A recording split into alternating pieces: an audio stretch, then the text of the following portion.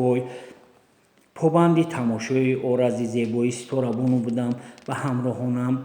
бовар кунед, ҳатто ба падарам ҳам дар дилам нафрат мепарваридам, ки чаро хоб мекарда бошанд, чаро зудтар ба сафар намебароянд, чаро нисбати тақдири ман бепарвоянд. дидам, ки офтоб майли ғурубидан дорад. тоқатам тоқ шуд. ба падарам кӯ ҷуръат накардам, вале амакамро бедор кардам. чӣ шумо имшаб майли дар ин кормонсаро истоданро доред? гуфтам ба ӯ. рӯз бегоҳ шуд, кай ба роҳ мебароем? ӯ зуд хеста дигаронро низ бедор кард. ба саройбон ҳисобӣ намудем. ба аспҳо савор шуда ба роҳ баромадем. падарам ба аҷала асп меронд. мо низ вай мехост ҳамеша ба хонаи Муҳаммадзарифбой бирасад. ин муддаои дили ман буд. дар ҳақиқат вақте мо ба хонаи Муҳаммадзарифбой расидем, ҳама дар хоб буданд. рост пушти дарвозаи Муҳаммадзарифбой рафта истодем. падарам аз асп пиёда шуда ба оҳани махсусе, ки пушти дарвоза овезон буд, дарвозаро бикуфт. аз аҳлӣ садо омад, ки кист он ҷо? падарам овозошон кард. садои помонӣ наздик шуда ба пушти дарвоза расид ва суоли дигарбора такрор ёфт. мо аз хатлон мешавем. ба соҳиби ин хона кор дорем. ба якдигар одамони зарурием. дигарбора ҷавоб дод падарам.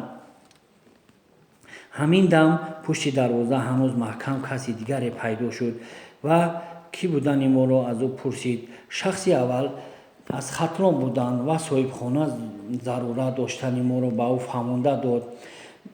меҳмонони азиз, мегуфтед, ки шумо аз куҷои хатлон омадед ва дар ин ҷо чӣ кор доред? ки овози шахси бад ҳозиршуда буд. аз шугнов мешавем, ҷавоб дод падарам ва илова кард, ки ба Муҳаммадзарифбой гӯед, ки Рустам, Шерафганбой ва Шодмон омаданд.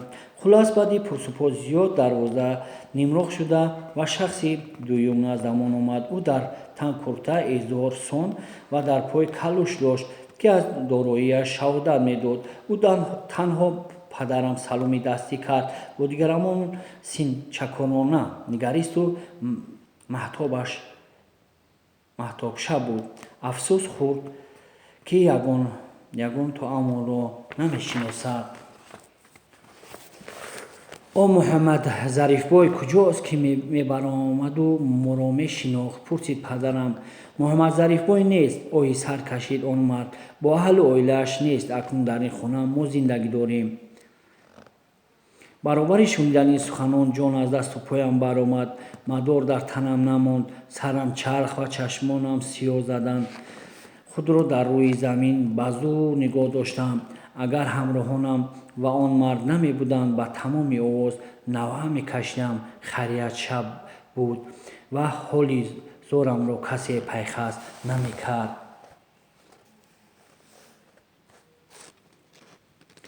соҳибхонаи нав ва бароямон бегуна таклифамон кард, ки аспҳо фароем ва ба ҳавлӣ дароем. ҳама аз аспҳо пиёда шуданд. ман мисли барги бед меларзидам. сухане аздаҳонам намебаромад. ларзон ларзон ба як азоби аз асп фуромадам. соҳибхонаи нав ба ҳамроҳонаш фармуд, ки дарвозаро кушоянд, то меҳмонон дарояд. дастам даст намедод, то лаҷоми аспамро бидорам. онро ба ангуштонам гузарондам. аз ҳама охир ба ҳавлӣ ворид шудам.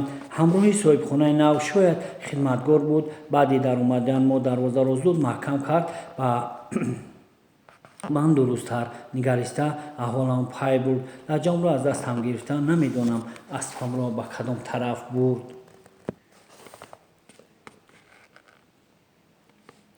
шаб ки буд, ҳамроҳонам аз аҳволи ман бечора хабар надоштанд, вагарна онҳо аз кӯчаи ишқу ошуқӣ нагузашта буданд. масхара мекарданд. барои ҳамин мардум мегӯянд, ки шаб пардаест, ки бисёр фисқу фасодӣ ва гунаҳонро аз назар пинҳон медорад, ё шаб пардадори розҳост. ҳамагон баъди аспҳоро ҷобаҷо намудан ба меҳмонхона бо даъвати соҳибхонаи нав ворид шуданд. ман тамоми қувваву матонатамро ба ҳам оварда ба дасту пои ларзон, сари ҳайрон, дили бирён меҳмонхона даромадам. соҳибхонаи нав ба як марди дигаре, ки дар сару либоса ҳамонандаш буд, чароғҳои лампаҳои меҳмонхонаро гирён карданд ва моро барои даромадан муроот намуданд. Меҳмонхона ба мисли соли гузашта ба ҳама ҷиҳоз ва шукӯҳ шаоматаш ба қабули меҳмонон омода буд. Меҳмонон ворид ва меҳмонхонаи шинос шуданд. Ман ҳам вақте ба иҷозати соҳибхонаи нав нишастем, дуои фотиҳа хонда шуд. Падарам ба андомам нигоҳ карда гуфт: Суробҷон, чӣ шудааст ба ту?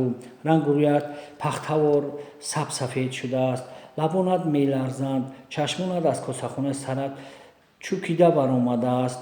Ба назарам пойҳоят ҳам мисле ки касалии табгир безгак дошта бошанд меларзанд. Ҳеҷ чиз нашудааст, ба ман гуфт. Ман гуфти роҳ да, худро ба даст гирифта ҷавоб додам ман.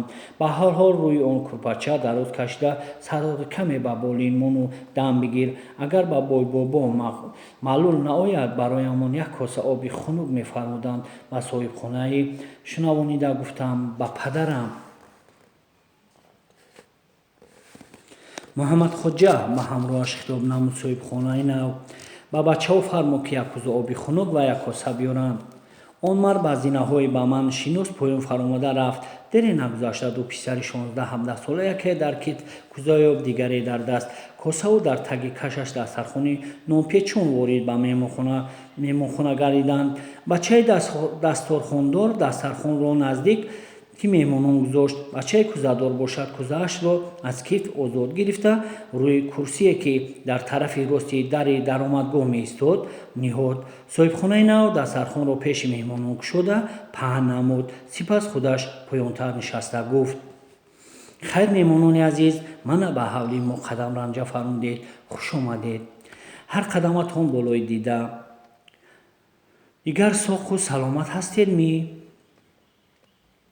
Меҳмонон ташаккураш гуфтанд. Падарам ҳамоно: Худи бой-бобо чӣ хеланд? Сиҳат саломатанд? Гуфт. Та пурсид.